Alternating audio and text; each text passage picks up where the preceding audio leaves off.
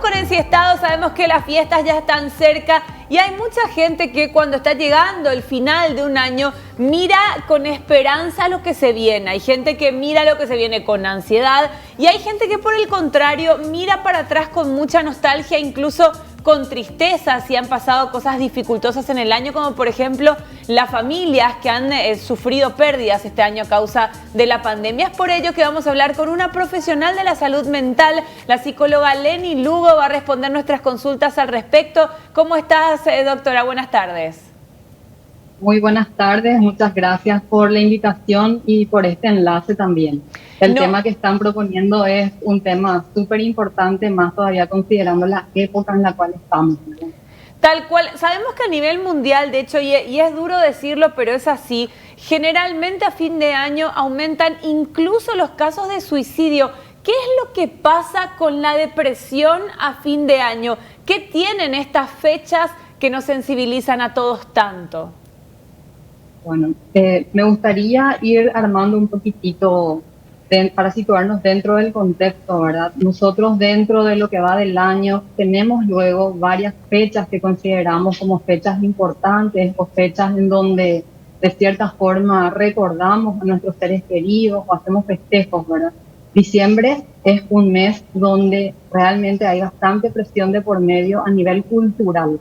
Primero porque hay como una especie de regla en donde se tiene que realizar festejos, se tiene que realizar tal vez visitas o viajes o cenas o reuniones, y el simple hecho de pensar de esa manera genera luego una presión o genera estrés o mucha ansiedad, el tener que cumplir con algo, ¿verdad? Entonces, todo esto lleva a la persona a generar estados emocionales, como por ejemplo, como decíamos, la ansiedad, ¿verdad? La persona se muestra de repente un poco más con incapacidad de relajarse, o de repente está como más preocupado, o aparecen de repente el insomnio, más irritable. Ahí se ve un poquitito la falta de tolerancia, ¿verdad? La irritabilidad, como decía, forma parte muy importante dentro de todos esos estados emocionales, y generalmente es debido a la forma en la que muchas veces manejamos también nuestros estados, nuestros procesos de pensamiento, ¿verdad? Es como que se da una regla del ABC en donde A es el pensamiento, entonces decimos, tengo que cumplir, tengo que ir, tengo que hacer, ¿verdad? Porque si no hago, si no voy, entonces ¿qué van a pensar de mí? ¿O cómo voy a quedar ante los demás? Entonces se ve ahí mucha presión, y esto gatilla el estado emocional, y ese estado emocional lo que hace a su vez es generar ciertas consecuencias a nivel de conducta, ¿verdad? De repente vemos a las personas que están mucho más aceleradas, es como que van en contrarreloj apurando las cosas. En el tránsito, por ejemplo, se ve mucho ese tipo de situaciones, gente de repente tocando bocina a lo loco, o de repente confrontando, gritando, ¿verdad? O sea, vemos mucho esta situación hoy en día a nivel de relacionamiento y en nuestro día a día también, ¿verdad? Es importante tener en cuenta de que tenemos que salir un poquitito de esta forma de tratar de llevar adelante tal vez nuestra vida, y salir un poco del molde, de ese cliché social, y dejar de tener que cumplir con ciertas costumbres tal vez, ¿verdad? Cada situación es diferente, cada circunstancia familiar es diferente, entonces es importante ajustarnos a nuestra propia realidad y llevar adelante tal vez las situaciones a nuestro propio ritmo, ¿verdad? No al ritmo de los otros. Ahora, licenciada, ¿cómo hacemos para cambiar justamente y salirnos de ese molde social? Porque decías, se genera mucha ansiedad. ¿Hay alguna especie o algún tipo de ejercicio que nosotros podamos decir o hacer para tratar de evitar sentirnos mal, sentirnos ansiosos, sentirnos culpables porque no podemos acudir a tal evento? ¿Cómo podemos trabajar eso? La primera regla de salud mental es aprender a decir que no, ¿verdad? ¿Qué es lo que pasa? Que muchas veces cuando decimos no, el pensamiento que se antepone es ¿y cómo voy a quedar? ¿Y qué es lo que van a pensar de mí? ¿Verdad? Entonces ese miedo, ese temor a que la otra persona se enoje por esa respuesta de rechazo que yo estoy dando, es lo que generalmente lleva a aceptar, asumir compromisos que de cierta forma uno se da cuenta que no está en condiciones de asumir. Y cuando hace eso es en donde generalmente el estado emocional se acentúa, ¿verdad? ¿Por qué? Porque aumenta la ansiedad, aumenta tal vez el propio miedo también con respecto a lo que puede, no sé, ocasionar esa forma de llevar adelante, ¿verdad? Entonces es importante entender de que no siempre vamos a poder decir que sí, que decir que no también es correcto, también está bien, más todavía si es que nosotros estamos tomando una decisión para nuestro propio bienestar. Entonces tenemos que aprender a decir que no. Esta pandemia justamente lo que vino a generar en nuestra vida es mucha, ¿cómo se diría? Mucha inestabilidad, de repente una gran sacudida, ¿verdad? Porque generó en las personas, en primer lugar, desempleo, encierro, más que una familia, y yo creo que me animaría a decir que todos nosotros conocemos por lo menos una familia o alguien que tuvo la pérdida de un ser querido, ¿verdad? Entonces todo esto trae consigo también una circunstancia familiar diferente y es importante saber asumir también nuestra propia realidad, ¿verdad? Entonces es importante mirarnos, es importante aprender a aceptar lo que nos está pasando también y tal vez esa sería una de las formas de poder no sé, considerar como para tomar las decisiones que van a ser más sanas para afrontar estas fiestas de repente. Y licenciada, justamente, ¿qué manera sana se recomienda para lidiar con una ausencia en la mesa de Navidad o en la mesa de Año Nuevo? Sabemos que las familias que suelen juntarse, generalmente cada integrante de la familia tiene hasta su silla designada. Entonces, si el abuelo no está o si la madre falta este año, si falleció un ser querido, dejamos su silla vacía en honor a la persona, se hace de cuenta que no pasó nada y su silla la ocupa otra persona. Es decir, conviene recordar a los que ya no están, rendirles un tributo o tratar de no mencionarlos. ¿Cuál es la mejor manera de lidiar con la ausencia? Dentro del proceso de duelo, vamos a decir que no hay una regla con respecto a si yo hago esto es correcto o si hacemos esto es incorrecto, ¿verdad? Cada persona asume ese proceso de manera diferente. Creo que cada uno tiene su tiempo también y tal vez va a ir elaborando ciertas estrategias como para poder hacerle frente a esta tristeza que es inevitable, a ese dolor que es inevitable sentir, ¿verdad? El extrañar, el mirar justamente como decís vos, ese lugar vacío y que esa persona no esté ahí. Entonces yo creo que tenemos que permitirnos, en primer lugar, sentirnos tristes, porque no siempre vamos a poder estar fuertes, no siempre vamos a poder ser fuertes todo el tiempo. Entonces, tal vez dejar un lugar es correcto, ¿verdad? Tal vez armar un pequeño altarcito dentro de la casa o del lugar preferido de lo que fue de esa persona, sería una forma de poder recordar y afrontar a esa persona que ya no está, o tal vez, qué sé yo, realizar algún tipo de escrito, alguna expresión, ir al cementerio de repente o a la tumba en donde está nuestro ser querido. No sé, todas son formas válidas como para poder enfrentarnos a esa ausencia. Entonces no hay una forma correcta o no hay una recomendación específica como para poder hacer frente a la ausencia. Cada uno va a llevar su proceso de duelo de manera diferente en su tiempo y en su ritmo. Ahora, licenciada, en un momento también mencionabas que como uno afronta esta época del año tiene mucho que ver también con la circunstancia personal o la circunstancia de su familia. esto de tener tantos eventos, tener que irte a la casa de un amigo, irte a la casa de tu mamá, tu papá, llevar algo para compartir o tener algo diferente para comer en esa noche de Navidad y Año Nuevo, eso podría también de repente generar ansiedad de acuerdo al factor económico de la familia, de por ahí no puede permitirse ciertos lujos. ¿Eso también puede afectar de alguna manera psicológica o emocional? Por eso yo hablaba con respecto a lo que culturalmente se acostumbra, ¿verdad? Porque si nosotros miramos la realidad económica por la cual estamos y nos damos cuenta de que tener una mesa súper variada, con abundancia y de, qué sé yo, con menú de diferentes estilos, clases, sabores, no es algo a lo que nosotros podamos acceder este año de repente. Y es importante aceptar también esa nueva forma en la que estamos llevando adelante tal vez este año, ¿verdad?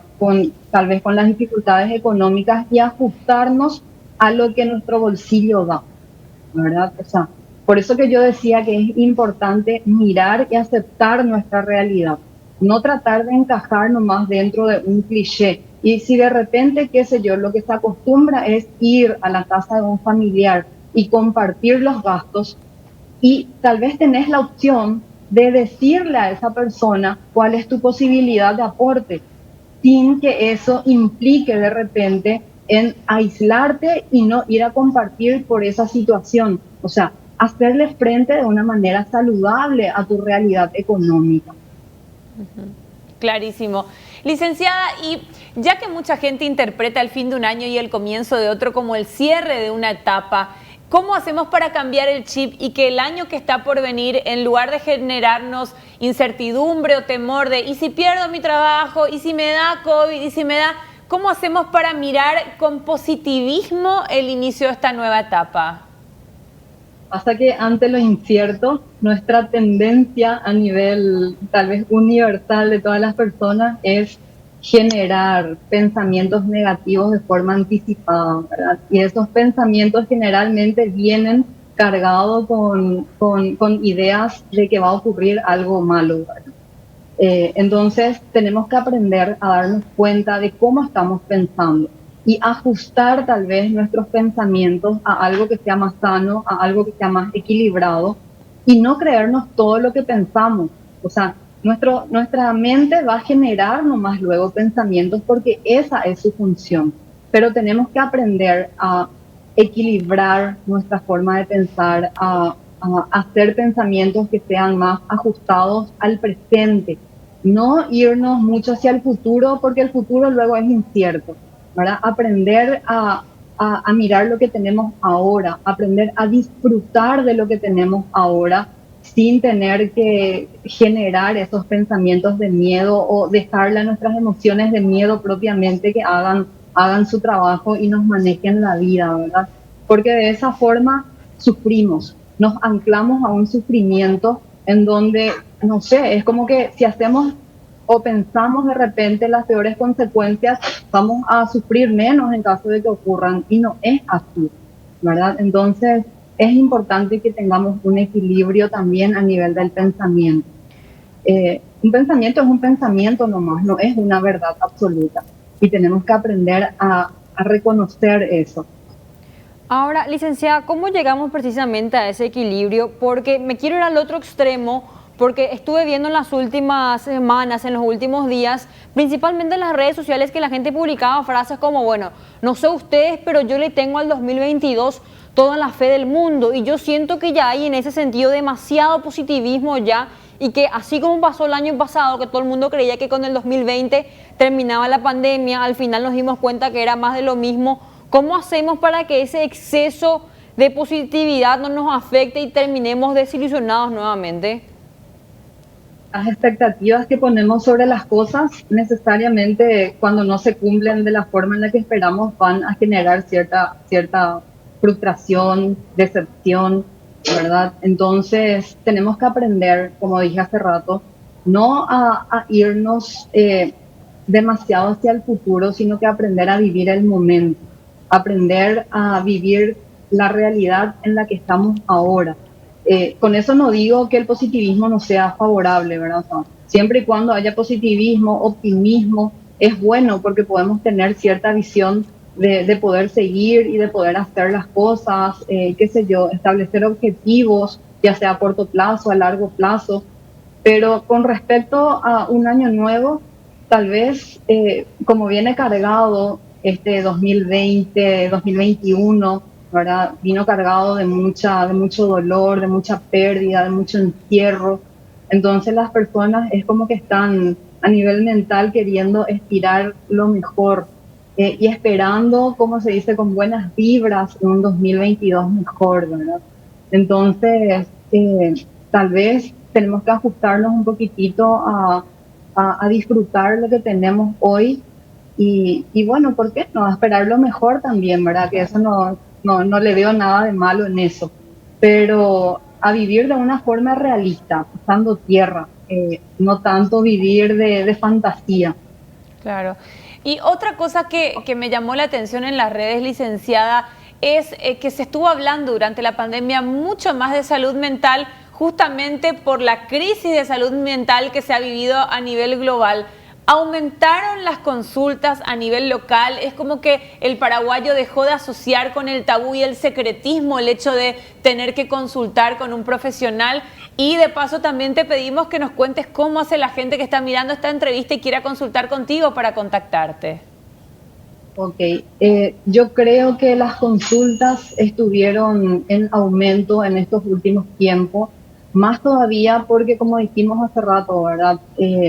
Hubo mucha incertidumbre, mucho encierro, mucha ansiedad, mucho estrés y todo eso generó que las personas busquen ayuda profesional y muchas veces también son derivados por los clínicos de las urgencias porque como también los problemas y el estrés aumentaron, las personas son como que más propensas a utilizar los servicios de urgencia por crisis de ansiedad, por trastornos de pánico, por esos estados depresivos que de repente le llevan a la persona también a intentar autoeliminarse.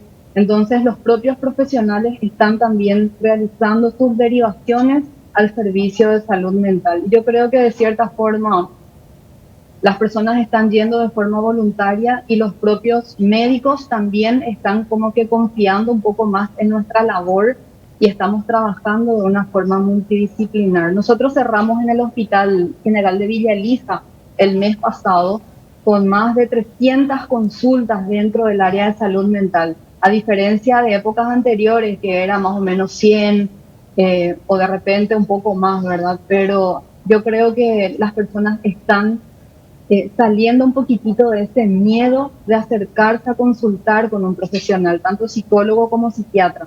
Con eso no digo, igual las personas todavía tienen miedo de que se les vea consultando con un psicólogo o con un psiquiatra, porque lo primero que dicen es, yo no estoy loco, yo creo que, ¿verdad?